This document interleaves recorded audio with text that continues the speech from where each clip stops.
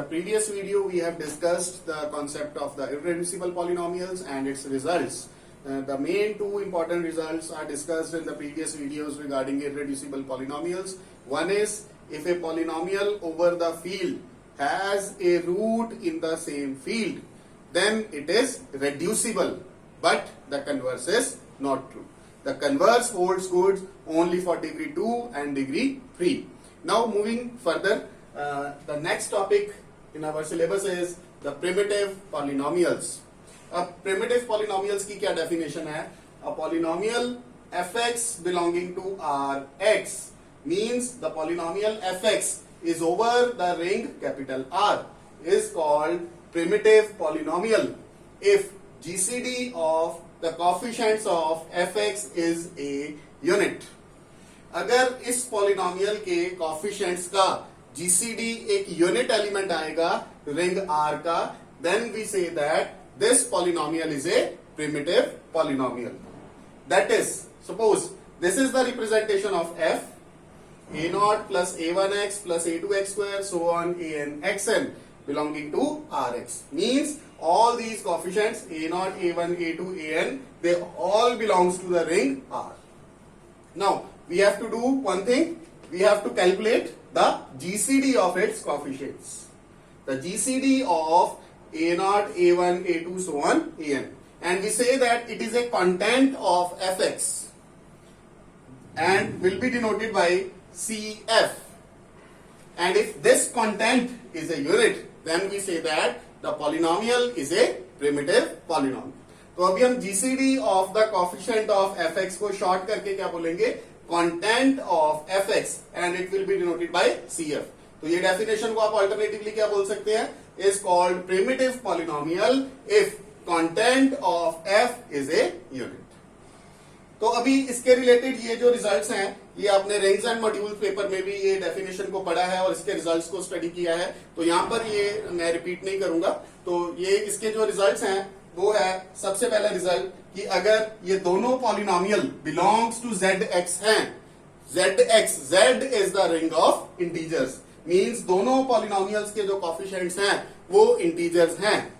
तो दोनों की दोनों अगर प्रिमिटिव हैं, यानी कि दोनों के कोफिशिएंट्स का जीसीडी क्या है, यूनिट. और z में यूनिट कौन से होते हैं, एक +1 और एक -1. इसका जीसीडी भी क्या होगा, यूनिट होगा, मींस +-1 होगा. तो ये हमारे पास रिजल्ट है. नेक्स्ट डेफिनेशन जो है हमारे पास वो है the monic polynomial. The monic polynomial. अब मोनिक पॉलिनोमियल क्या होती है इसके बारे में डिस्कस करेंगे. A polynomial fx belonging to Rx is called monic polynomial. Is called monic polynomial if the coefficient of highest degree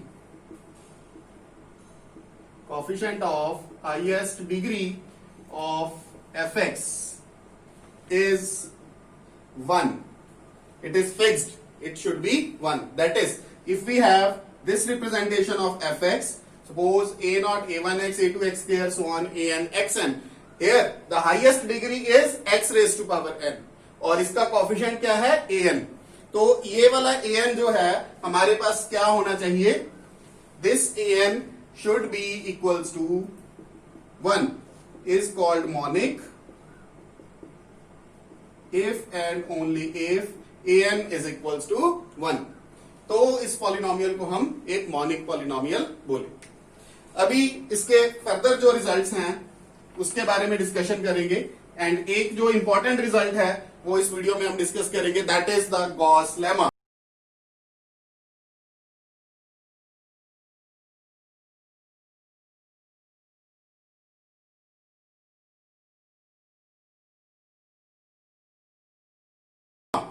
which is related to the primitive polynomials as well as the irreducible polynomials. तो Gauss lemma की जो statement है वो हमारे पास क्या रहेगी, the statement of the Gauss lemma if fx belonging to zx is a primitive polynomial, then fx is reducible over z, the ring of integers, if and only if fx is reducible over q, which is the field of rationals. तो ये बहुत ही important result है हमारे पास, जो कि further इसकी कई applications आपको मिलेंगी, नेक्स्ट वीडियोस में हम इसको डिस्कस करेंगे। तो गॉस लेमा की पहले स्टेटमेंट क्या है, इसको समझिए। fx belonging to capital zx, that means it is a polynomial over the ring of integers, all its coefficients are integers. और ये पॉलिनोमियल गिवन है एक प्रिमिटिव पॉलिनोमियल, मीन्स इसका कंटेंट जो है fx का वो यूनिट होगा, इसके कोएफिशिएंट्स का जो जीसीडी है वो या तो +1 होगा या फिर -1 होगा। Then fx is reducible over z, ये जो fx है वो रेड्यूसिबल ओवर z है अगर, तो ये रेड्यूसिबल ओवर q भी होगा और कन्वर्सली भी ट्रू होगा। अगर ये रेड्यूसिबल ओवर q है तो ये रेड्यूसिबल ओवर z भी होगा।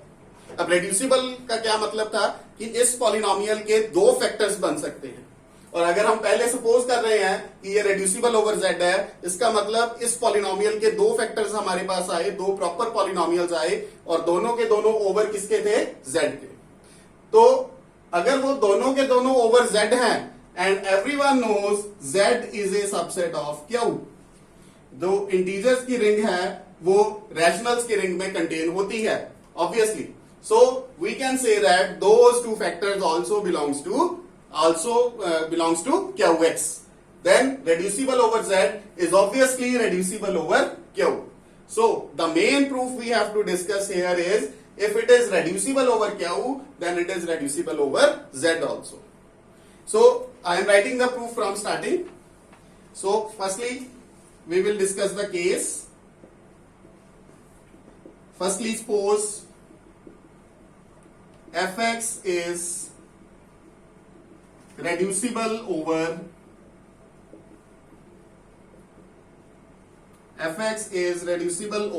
z.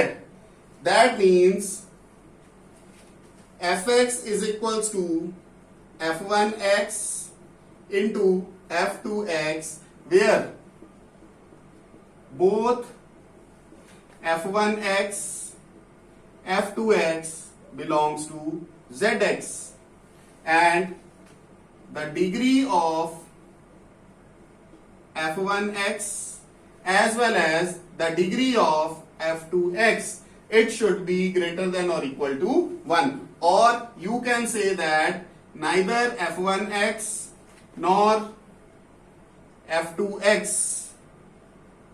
does not belongs to z. So, इसका मतलब अगर ये रेड्यूसिबल ओवर z है तो इसके ये दो प्रॉपर फैक्टर्स बन गए in the over the ring of integers, और दोनों के दोनों प्रॉपर पॉलिनोमियल्स हैं। दैट्स व्हाई मैंने इसकी डिग्री को क्या लिखा है, ग्रेटर देन और इक्वल टू 1, मींस दोनों में से कोई भी जो है वो कांस्टेंट पॉलिनोमियल नहीं है। तो अगर ये दोनों के दोनों फैक्टर्स हम कह रहे हैं कि zx को बिलोंग करते हैं, अगर हम कह रहे हैं कि ये दोनों के दोनों zx को बिलोंग करते हैं, तो जाहिर सी बात है कि दोनों के दोनों qx को भी बिलोंग करेंगे ऑब्वियसली।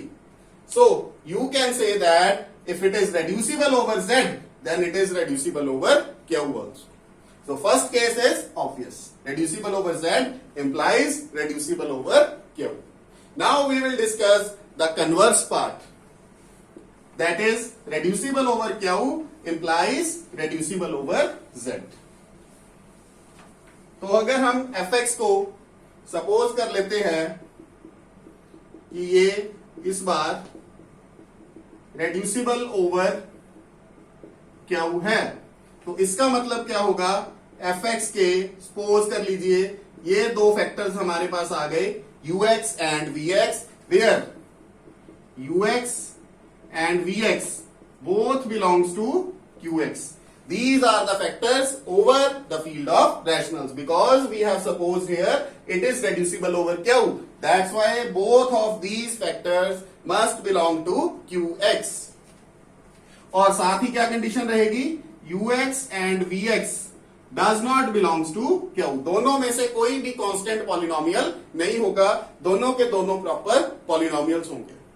अभी हमने क्या शो करना है कि ये जो दो फैक्टर्स हमने बना लिए ux एंड vx, ये over the ring of rationals हमने कहा है, बट हमें ये प्रूव करके बताना है कि अगर ये रेड्यूसिबल ओवर क्या हुआ है तो ये रेड्यूसिबल ओवर z भी है.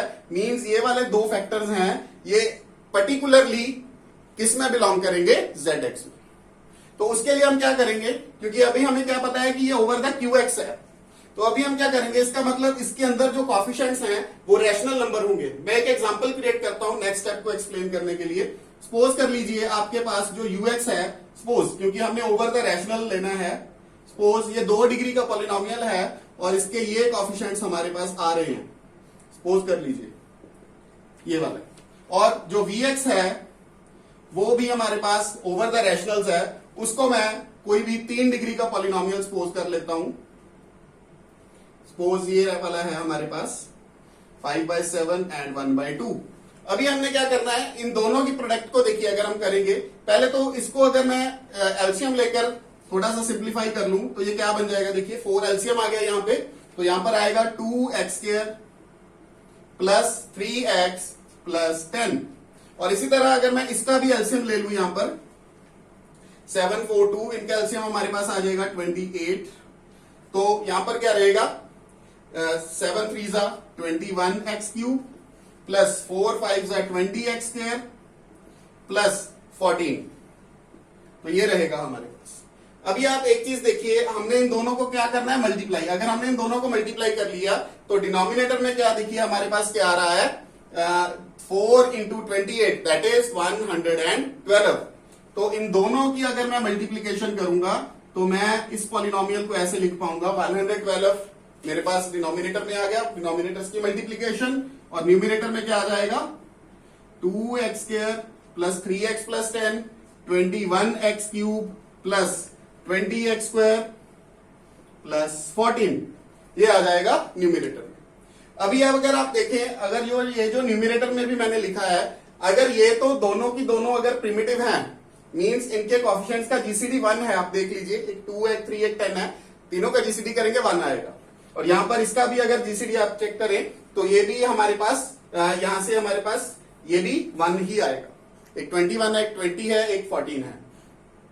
तो अगर मान लीजिए यहां से भी अगर कुछ कॉमन निकलता हो तो पहले हम उसको भी कॉमन निकाल लेंगे. अब इस एग्जांपल में पर्टिकुलरली कुछ भी कॉमन नहीं आ रहा, अगर कुछ कॉमन आता होगा तो हम उसको भी कॉमन यहां से निकाल लेंगे. मान लीजिए अगर यहां पर मेरे पास होता 21, सपोज मैं वैसे ही इसको चेंज करके आपको बता रहा हूं, तो आपको यहां से देख सकते हैं 7 कॉमन मिल रहा है. तो हम नेक्स्ट स्टेप में क्या करते हैं, यहां से 7 भी जो है वो कॉमन निकाल लेते हैं.